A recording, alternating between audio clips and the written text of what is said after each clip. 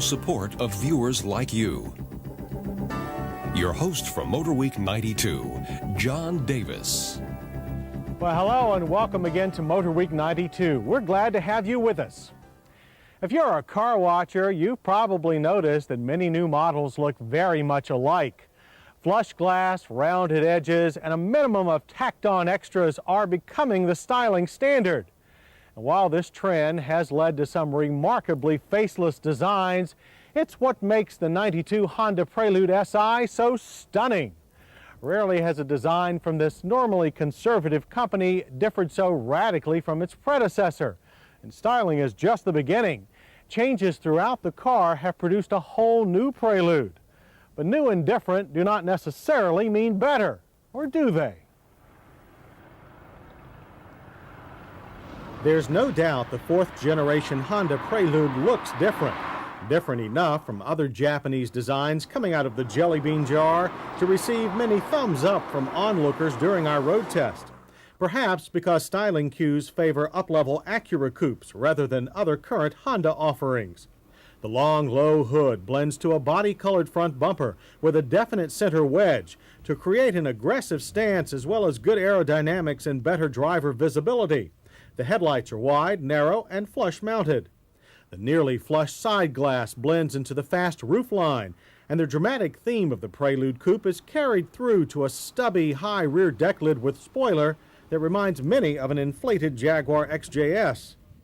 Available in two trim levels, S and our Test SI, the new Prelude is wider, lower, and rides on a platform that is slightly shorter. The Prelude S shares its 2.2-liter single-cam engine with the Accord. The only engine in the SI is a 2.3-liter twin-cam 16-valve power plant that replaces last year's 2-liter. Compared to last year's SI, horsepower is up 14% to 160, and torque 16% to 156 pound-feet. While our Test SI performed well with the optional electronically controlled 4-speed automatic transmission, this nearly 3,000-pound coupe should please any driving enthusiast when equipped with the standard 5-speed manual. Even power delivery, crisp shifts, and good use of gear ratios produced fine results of 7.8 seconds 0 to 60 and 16.3 seconds with a final speed of 87 miles per hour for the quarter mile.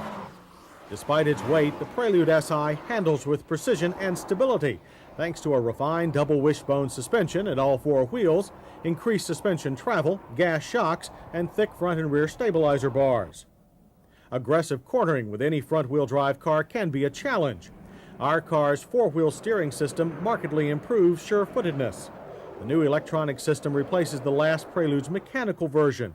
As before, the system aids in both handling and in parking. On the open road, Prelude occupants enjoyed a smooth, comfortable ride. Balance shafts in the engine help keep the cabin free from extraneous mechanical noise. We registered 68 decibels at 60 miles per hour. But when needed, the SI's 160 horses easily take charge for near effortless passing. Stopping the Prelude SI is just as enjoyable as pushing it.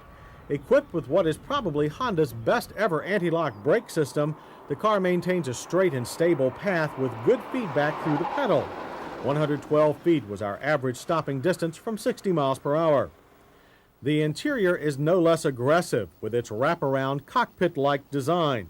While we acknowledge Honda's efforts to do something distinctive, the uncluttered door-to-door theme ends up more gimmicky than practical. Functionality has not been totally cast aside, though. Digital gauges in the center of the dash do remain in the driver's peripheral vision. We would like the whole affair a lot more if all the gauges were analog. Airbags for driver and passenger are standard on the SI with the four-wheel steering package. The front bucket seats are deep and comfortable, with good thigh support, and there's plenty of leg room. The steering wheel tilts, but travel is short and not really worth the effort. True to the cockpit nature of the SI, most controls reside within close reach of the driver. Heat and air conditioning buttons are easy to use, as well as the large, well-marked buttons on the standard cassette AM/FM stereo. Sound quality is excellent. Almost all convenience features are standard on the SI, including the easy-to-operate, snug-fitting sunroof. Rear seating is hardly fit for humans of any size. Better to just open the small trunk pass-through and carry something long. With a nearly 90-degree swing of the trunk lid and low liftover, the trunk itself forgoes additional criticism. EPA fuel estimates are 22 city and 26 highway. Our mixed driving loop went one better with an average 27 miles per gallon. The base price for the Prelude is $17,000. The SI with automatic transmission starts at $20,000. Add another $2,320 for four-wheel steering, and you arrive at our as-tested price of $22,320. That's several $1,000s more than major competitors. In our safety check, the Prelude SI passes with driver and passenger side airbags, anti-lock brakes, and rear shoulder belts. Attractive styling, sports car handling, and a powerful engine make it difficult not to like the Honda Prelude SI. Also hitting us just right was the stellar performance of the brakes and the comfortable front seats. Our only major complaints are the gimmicky gauges, tilt wheel travel, and the Prelude SI's somewhat hefty price. The fourth-generation Prelude is not unlike the accomplished college athlete who has just graduated to the pros. The 1992 Honda Prelude SI four-wheel steer is a standout. Those willing to pay the admission price will be driving a winner. There was a time when the lure of the open road promised fun, relaxation, and carefree motoring. Unfortunately, the road isn't as open as it used to be.